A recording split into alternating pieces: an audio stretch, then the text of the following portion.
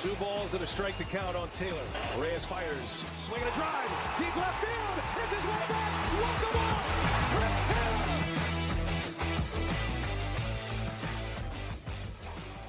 What's up, everyone? Welcome into DodgerHeads Live, presented by DodgerBlue.com, part of the Blue Wire Podcast Network. My name is Jeff Spiegel, joined tonight by Scott Geirman. Scott, a week ago, we were sitting here. The Dodgers bullpen had blown the game, a walk-off loss. Much better experience tonight. Dodgers win 5-1 over the Chicago White Sox. Yeah, really just a kind of a ho-hum victory, 5-1. Needed to win these games over the White Sox. It felt like it was like a 10-0 ball game, and it was only 4-0. So, they needed it. It's what you have to do. And Tony Gonsolin, though, yeah, that's really good stuff from him. So it's good to get a win. Yeah, we'll get into Gonsolin. We'll get into the offense, but you mentioned it. I mean, 5-1. It's a 4-run victory. Obviously, they give back a run there in the ninth, so it was 5-0 heading into the ninth inning for the White Sox. But the reason it felt so comfortable is two things. One, because the Dodgers jump out to an early lead. Will Smith, 2-run homer in the first, and then just a couple batters later, David Peralta adds a 2-run home run of his own. That was a Freddie Freeman walk. Will Smith homer to left, then a Hayward single, and a Peralta homer to dead center, 407 feet on that one. So Dodgers take a 4-0 lead, and then Tony Gonsolin absolutely cruises from there. You mentioned Gonsolin. Let's get to him. He's the story of tonight, I would say. We appreciate the folks, by the way, joining us on YouTube and commenting, Facebook as well, joining us live via the chat. Give me your thoughts on Tony Gonsolin, people in the chat, and then Scott, you as well. 6 innings, no earned runs. There's been a lot of talk over the past week about some weird comments Dave Roberts made. Is Tony Gonsolin healthy? Is the velocity there? The velocity was down. The results were not. Yeah, no, he improves to 4-1 on the year. ERA sub 2, which is really nice. He got 9 whiffs. He looked good. His stuff had a lot of life to it.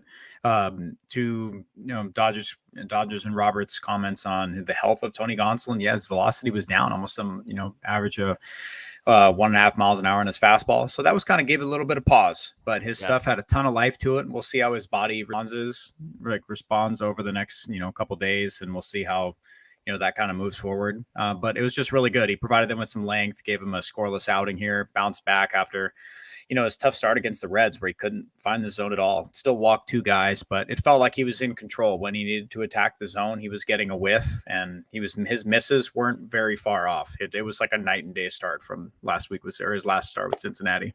Yeah, I mean, you mentioned it. The ERA has been under 2 for most of the season. His last time out, 5 innings, 3 earned runs, 8 base runners allowed, 4 runs total. So one of those was unearned, but the ERA jumps up to 2.21. He gives them 6 scoreless tonight. What did you make of the velocity? Because that was the storyline. Dave Roberts said beforehand, hey, we're going to keep an eye on velocity and see where that goes. Well, we were in there watching via playback.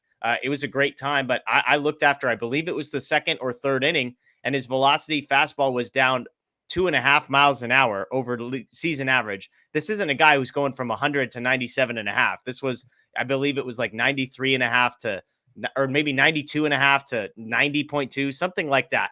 It did tick up as the game went on. Are you concerned about the comments Roberts was making as well as the decreased velocity that we saw tonight? Or is he just a guy that, maybe he's protecting himself? He did build up velocity as the day went on. And at the end of the day, he pitched well. The stuff looked good. The splitter looked good.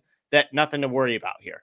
Yeah, you kind of hit it right on for me. I'll wait and see how his body responds. I'm going to stay right there, but his stuff was fine. Spin rates were a bit down, but just like you said, maybe he's protecting something. He kind of wants to see, hopefully we'll know, knock on wood, that there's nothing, wrong going on with him and he has to miss any bit of time. Hopefully everything with his arm is okay. Body's okay. But his stuff had a lot of life. So he was still getting a lot of movement there. His arm action looked good. He didn't look like maybe in terms of velocity, I'm not sure. Maybe it's just if he was holding anything back, the only thing it was just a tick down on his velocity, but it's not like he was missing anything in terms of his stuff. So he was efficient. It was great to see that. This is the Tony Gonsolin that we've really come to understand of what type of pitcher he is. He's going to get his swing and miss. He'll force you into some bad swings and he'll get you through some innings. And you're does this all really quietly. Yeah, no, I'm just looking at the pitches he threw. I mean, basically if you drew a line, I believe he finished with 90 pitches. It looks like if you looked at the last 40 versus the first 50, if you look at his 10 fastest pitches through tonight, just one of them occurred in the first 50 pitches of the game. That was pitch number 39. The 90th pitch he threw was the 5th fastest fastball he threw all night. Pitch 64 was his fastest, pitch 79 was the second fastest. And so I guess if you want reason for optimism, this wasn't a situation where the velocity was tailing off. Sometimes that's a bigger concern, where it's low and then it just keeps getting lower and lower. So at least the high velocity stuff and high velocity is in quotes. We know he's not throwing Bobby Miller high velocity here, but that was a nice piece. Velocity aside, let's just talk big picture with Gonsolin. You mentioned 9 swings and miss is a good number for him. 6 strikeout per inning. That's a good number for him. Just 4 base runners allowed. I know it's the White Sox. I know it's not the most dominant offense in the history of the world. It is at home, off and off day, but hard not to be encouraged with all the noise, all the smoke around Tony Gonsolin.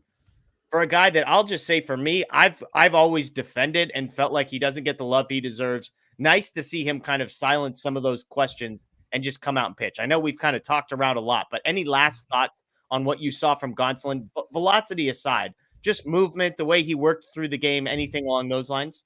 No, he looked great. It's for what Tony Gonsolin, who he is. Just the most basic thing you can look at on Tony Gonsolin is just ability year after year to put up a very solid ERA. Yeah. He's just found a way to make it work, and that's the best thing you can get out of a guy who is not, say you're, presumed 1 or 2 in your starting rotation, but he performs like it. He's exactly what you want out of a guy who, you want him to go up there and perform, and he just does. He's not overpowering, but he's just, his stuff kind of is. He's figuring out a way to get it done, and it's not appreciated enough. Just like you said, it's just all quiet, and I appreciate that about him. He pitches. I mean, I know that sounds so cliche, but he mixes his pitches. He locates his pitches. He's got 3 or 4 pitches that he seems to trust. And so the combination of all that good stuff. On the offensive side, we mentioned it, Will Smith, David Peralta, a pair of 2-run home runs in the first inning, kind of powering the Dodgers offense. But looking through the box score, 8 hits, 2 walks for the Dodgers, kind of a balanced night. Freddie Freeman, JD Martinez, basically, and James Outman, the only 3 starters who didn't end up recording a hit. Freeman did walk. JD Martinez did walk as well. So James Outman, the only starter not to actually reach base. 3 strikeouts in 3 at-bats for him. We can talk him in a moment, but Will Smith, 1 for 4 with the 2-run home run. Jason Hayward, 2 for 3. Johnny DeLuca, pinch hit. David Peralta, 1 for 2 before he was taken out for Miguel Rojas. And then Miguel Vargas and Chris Taylor, 1 for 3 for each of them. Offensively, I mentioned it. Hayward, the only guy with 2 hits.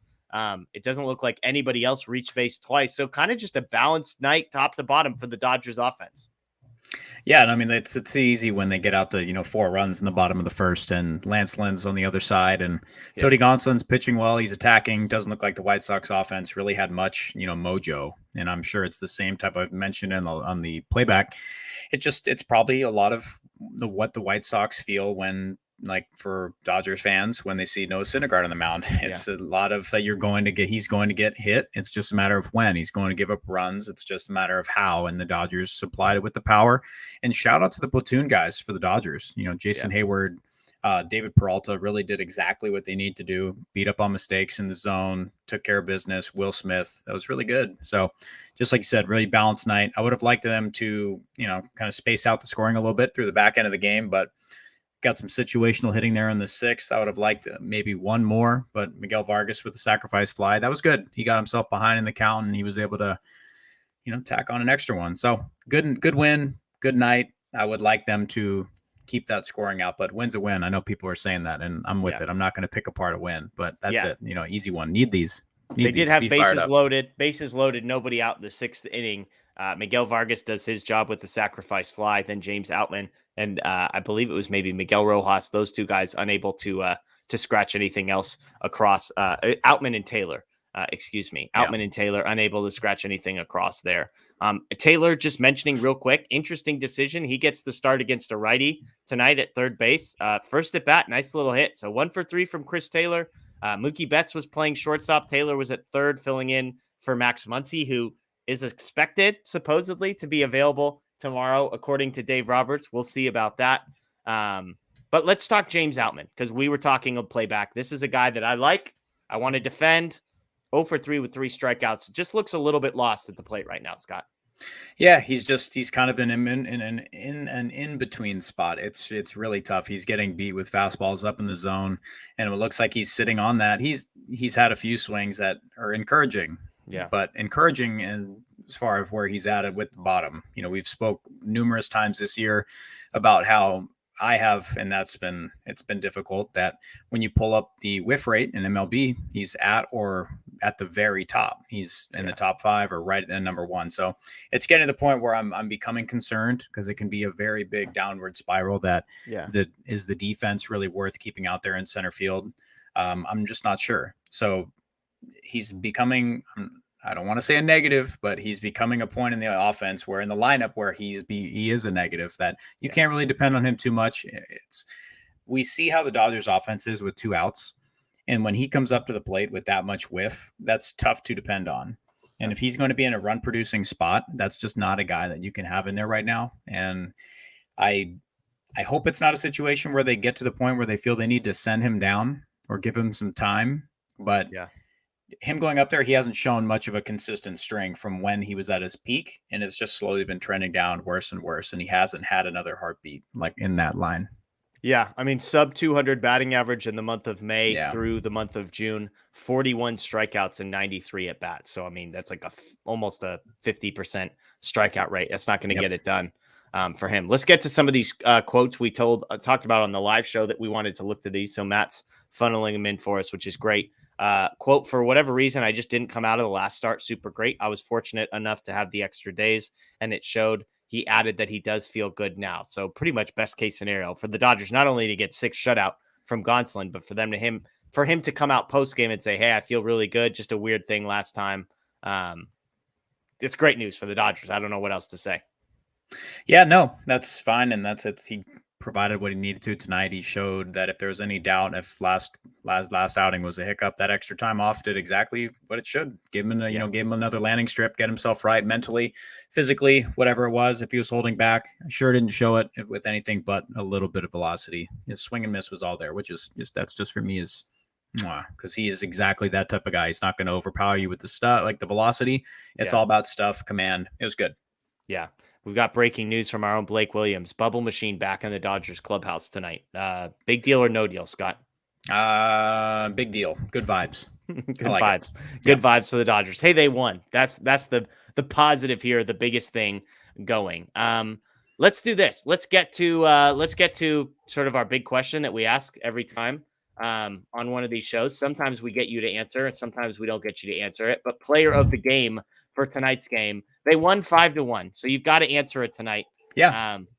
A couple, Gonsolin seems like he'd be the easy choice if you want to go redemption story. We had a Caleb Ferguson 2 strikeout perfect inning, Evan Phillips 1 strikeout perfect inning. You could go Jason Hayward 2 for 3, Will Smith getting the offense on the board. So give me first place, and then we can talk through the podium.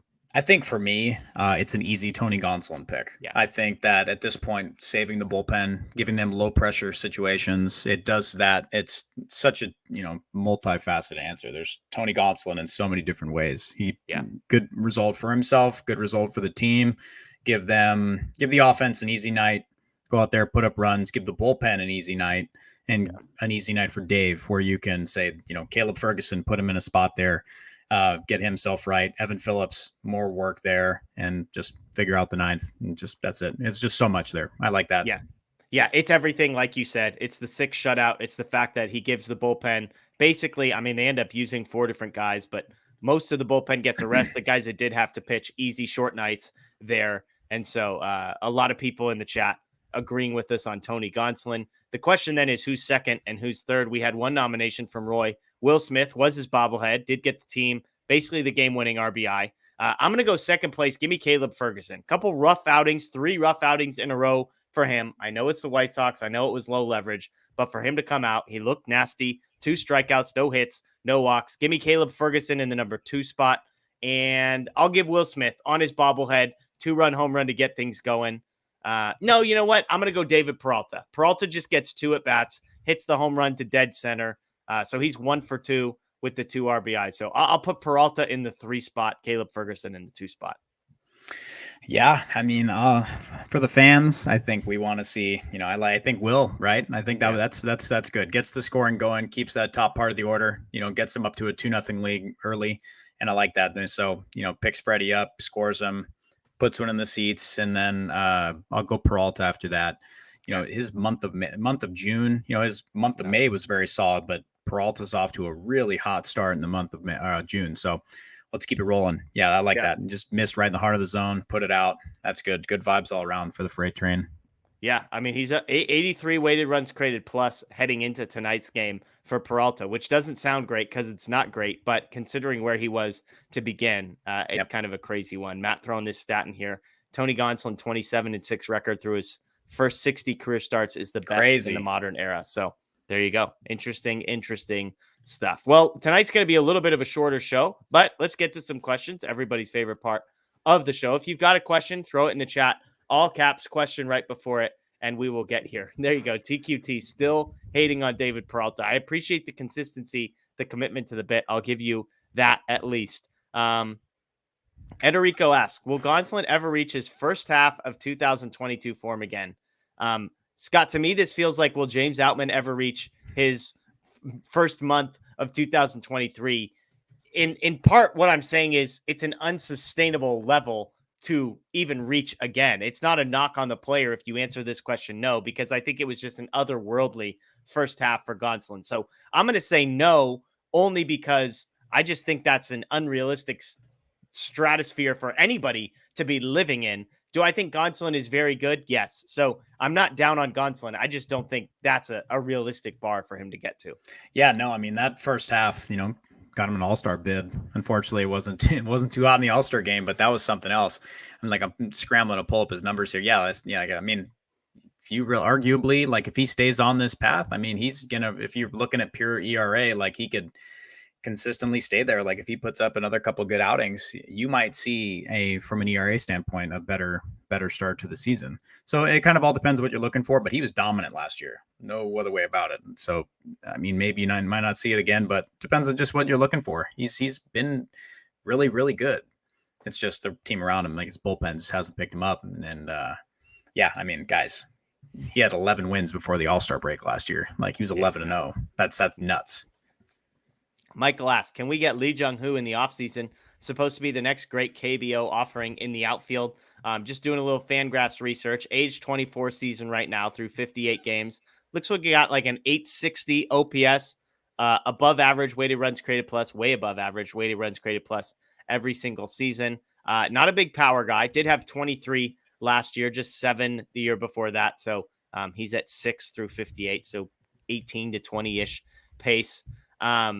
I will say this, he turns 25 in August. I mean, the one thing you can say about the outfield, there aren't any, the pipeline is not full in the Dodgers outfield. You've got Outman, you've got DeLuca, you've got Pages, who's out for this season and, maybe was a 50-50 if he would be even ready to be at the major league level next year. So could the Dodgers go out? They've got Mookie. I mean, obviously Jason Hayward is at a resurgence. I'm sure they like to keep him around if things continue on that front. James Outman, we talked about his struggles. So, I mean, I could see them targeting an outfielder. I don't know if it'll be an international player that they haven't necessarily gone down this road. They've tried to, but they haven't been successful at recruiting some of these types of guys. But I could see them going outfielder is my point. I know nothing about Lee Jung-Hoo. I could see them signing an outfielder, and sure, why not? I'm in on this guy. Sure. Yeah, I couldn't give that much of an educated answer on it. I'd have to look back into it. If anybody wants to talk, send me up on Twitter. I'd be more than happy to. But the last thing I want to pull up on James Outman before we hop off the topic, I don't know if these numbers factor into tonight on Savant, but James Outman is third in MLB, third worst in MLB in out of the zone swing and miss percentage at 64.8.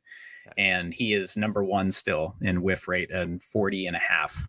So take that for what it's worth with how bad he's been, and he is at that. So Aaron Judge is at the top of out of the zone swing and miss rate, but he's still performing like a superstar. So just take that for what it's worth. James Outman is honestly at the lowest point he's ever been.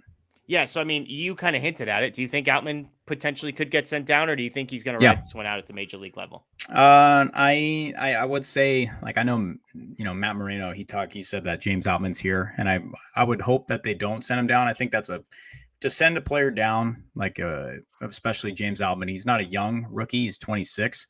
Yeah. So I think him going down would be very detrimental for him unless he goes down and just explodes and something just clicks and the developmental team is able to, find some big issue. But I would hope he's able to figure out it against big league pitching. It's just a matter of if they can do that on the fly right now, because that's tough. Getting everyday starts, you kind of continuously get exposed, and that's where he's at right now. So my biggest worry is that it can become a vicious cycle, and I hope it doesn't just maintain, because it can, and it can tumble into where it's all up in his head. Yeah. My only thing is they don't really have a ton of options out there. Trace Thompson didn't pan out. He's on the injured list and was terrible. If DeLuca hits a little bit, I suppose he could take over the Outman role and Outman goes down to AAA and tries to get his stuff figured out. I could see that happening. So to answer this question, who plays center field every day if Outman is sent down? I could see DeLuca getting some run out there in center field, especially against lefties. Beyond that, I think they've had Jason Hayward out there in center field. Is that right, Scott? I think so. A little bit, maybe. But I don't feel like I've seen Peralta out there. No, Jason Hayward has honestly played. It's been right field for him, like the most for it. I would like to see Johnny DeLuca get some run. Yeah. His at bats have been very, just like you said, you only had one, 2 hits. Second hit was tonight. So I would like to see him get some more action. I still think they would like to see the platoon get some more of a run there. And I think against a right-handed pitcher, you'll see like Peralta, Hayward, and Outman in center. And that's kind of how they'll do it going forward. But if it gets to the point where they feel Outman, his defense does not warrant him being in the lineup, then you might see DeLuca out there. But I still think they're going to ride with Outman until it just is, they feel is just his best option is to go get every day at bats in AAA and work from there. Yeah. Yeah. Okay. No food questions for Scott, but we do have a hair question. How do you maintain the hair, Scott? I like it. Little curl cream, little spray curl cream, and just that's it. That's all I got for you. It's a 10 curl cream. Works wonders. Roger, if the Cubs are sellers, is Cody Bellinger for an option for center field? 0 chance. Does he hit lefties? No? Okay. No, thanks. We're good. Yeah. Roy, if we brought up DeLuca, should he not get more playing time to assess his ability? This has been a question. The Dodgers, they brought up Michael Busch and he sat like 5 out of every 6 games. Just bizarre stuff. DeLuca, I get a little bit more. Like he hasn't had that experience. He hasn't been up for that long. And they at least bring him in to pinch hit in situations, which is more than you could say for how they were treating Michael Busch. So I'm not surprised that he's playing as little as he is, but with James Outman struggling as bad, I don't see why he should be in there every day against lefties. I would say that. I mean, there's not a ton of lefties you're going to face, but I would have him in there every day against lefties and probably a pinch hitter in other days, right? Yes, I agree. And yeah, I'd like to see him get some more at bats because it looks like his, bat to ball skills are very solid and he's working the right field. And I like that a bunch out of young guys. The ability to go all fields is really valuable. That shows just bat to ball skills, use all fields. And I really enjoyed that out of younger players. That's when Miguel Vargas is at his best, just to bring him up. That's your ability to understand that, take what they give you. But I still think they're going to ride James Outman until it's just all hope is lost. So we might not see DeLuca get as much run as we'd hope. Yeah. Check Jeff Spiegel's Twitter because I'll be posting a video from playback of Scotty getting fired up by Johnny DeLuca flicking one to right field. And then being disappointed when Mookie Betts is thrown out at home plate by about 15 feet. So shout out to Dino, man. Just taking that away from us. 2 outs, I think, right? Like I'm fine. I'm all for the send there. No issue with Dino there. Yeah, sure. He was so out though that it was tough to, BMR wants to know who's your dream deadline pickup, Scotty? I would love from a pure platoon thing. I would call the A's and ask for Brent Rooker, and hopefully that plays. That's your dream. I mean, you're a Tim Anderson guy. My dream all time. I mean, having the Angels give us Shohei Ohtani for like Trace Thompson and Syndergaard, that would be my dream. But like. That's about it. I mean, I'll break it down. Like we'll look more into who I'd like to call up the Brewers, Corbin Burns, Willie Adames, see if that's even a possibility. With the Brewers are kind of spiraling at the moment, and the Pirates took over that division, and I would love to see, what that would take. And I think that with the double A starting staff really exploding, might be wise to really see, what it would take. So, Yeah. yeah. Yeah, I don't have a specific name. I mean, just give me a corner outfielder who hits lefties. I think that would be like my request A is a corner outfielder who hits lefties. If they can add like a Yeah. front of the rotation starter, that would probably be second. I've said all along, I don't think they need to go out like a Willy Adames. The price tag versus what you're actually getting in return doesn't excite me that much when you could just put Mookie Betts there. I know he had an error tonight, but for the rest of the time that he was out there, you didn't really notice that it was a guy who was a right fielder playing shortstop. So I would avoid shortstop if it was me. I like Tim Anderson. That may be the exception if the price is down, because as you pointed out, I had no idea he has 0 home runs this year. Yeah. Which is crazy. I've talked about Tim Anderson early in the year, and it's going to be the reason why, like, we don't know yet is because a lot of teams are in the mix, and we'll see that even more. So that's just, we'll have to wait and see. We'll keep revisiting this and who and where teams will be at closer to the trade deadline, but it'll be dicey. We'll see who's a seller and who's not. Yeah, we're going to be in Vegas about a month from now. I know, Scotty, we were giving him a hard time. He can't come with us. But I'll do what I can. I'm moving. We'll be in the Blue Wire studio while we're out there. And one of the big things we're going to talk about is we're going to do a huge trade deadline preview, because that'll be during the All-Star break and about 3 weeks out from the trade deadline. So I know that's a long way away, but it gives you a sense of how much time we've got. We are talking, though. I mean, the A's and Royals are really the only two teams that are out of it. And the A's have now won like 7 in a row. So maybe I shouldn't include the A's in that category. Maybe they're about to go on an absolute heater. Yeah, go A's, baby. That's fun. I see Jorge Soler, Dylan Cease as some options. I mean, I'll be curious. Like, Jack Flaherty has been struggling. Like, would the Cardinals be willing to part with a guy like that? Could the Dodgers bring back the hometown kid? There's some interesting names. Shane Bieber, another guy who used to be very, very, very good, but has struggled a little bit this season. So yeah, like the Marlins are only 3.5 out of the East. It's crazy. Yeah. Crazy baseball. The schedule, like, that's something that not many people are talking about as much as they should. The new scheduling has changed so much of how everything's going and how things are panning out. It's going to be a lot of middling baseball and a lot of teams coming out of the woodwork. You're able to get hot against some of these really like soft spots in the schedule, just like we've seen the Diamondbacks take advantage of. So, good for them. They've been playing some good ball, and, it's going to be a battle.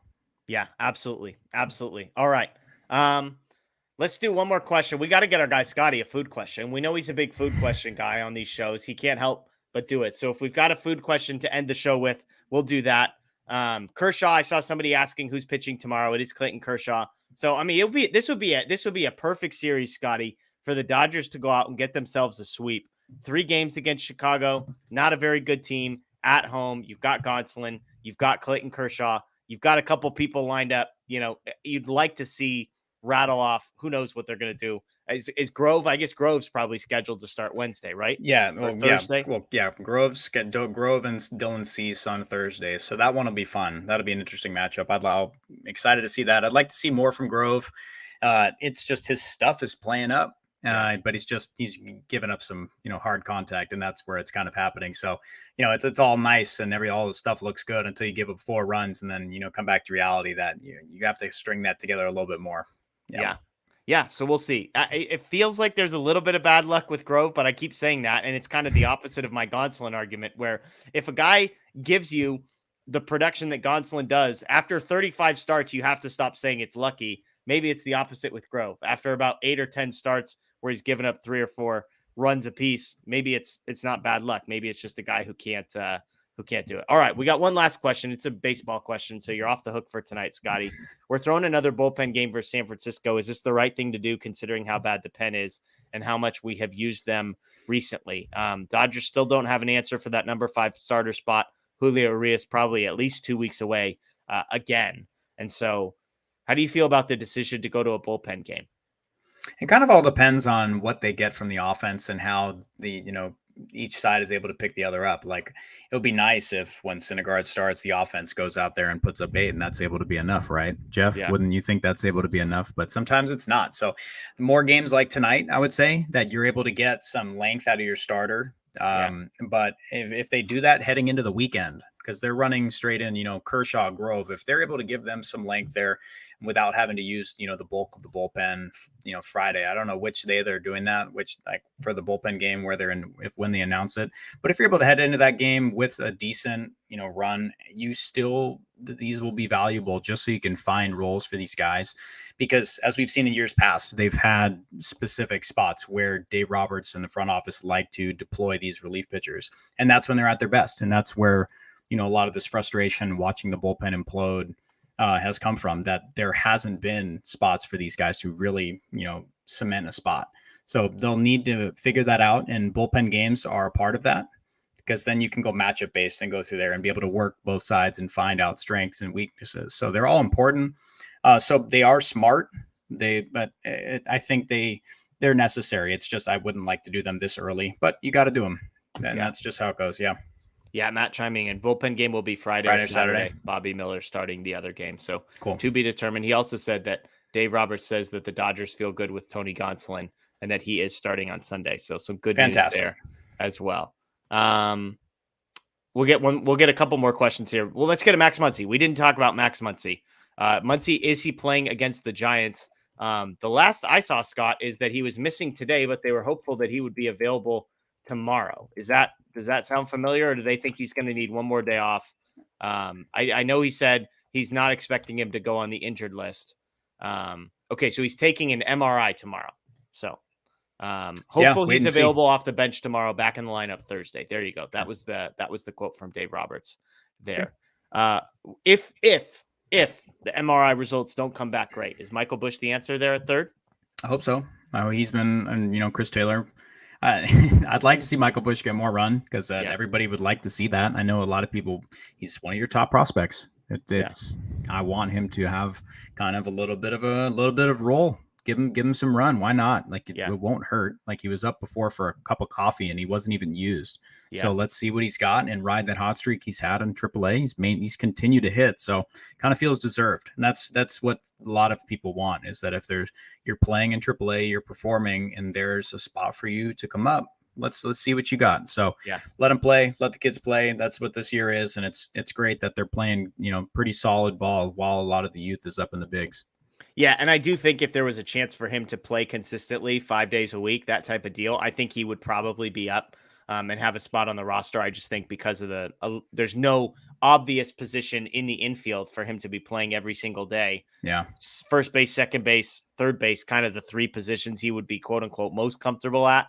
And all three of those positions have a guy who's an everyday person if Max Muncy can stay healthy. So stay tuned on that. All right, everybody. We appreciate you joining us. Those joining us live on Facebook or on YouTube, thank you so much. We will be back Friday night with a live post-game show. So join me for that one. No playback on Friday night. We've got a conflict on that one, but Dodgers Giants on Friday night. So should be a good one. Join us for a post-game show on that one. Check out DodgerBlue.com for a full recap. Dodger Blue 1958 here on YouTube. All sorts of post-game content, press conferences, that kind of thing. This is the place to be. Folks joining us on podcast, thank you as well. Please rate, review. You can find us Spotify, Google, Apple, wherever you get your podcasts. That is Scott Geirman. My name is Jeff Spiegel. As always, enjoy the rest of your night. Dodgers win 5-1 over the Chicago White Sox. Go Dodgers.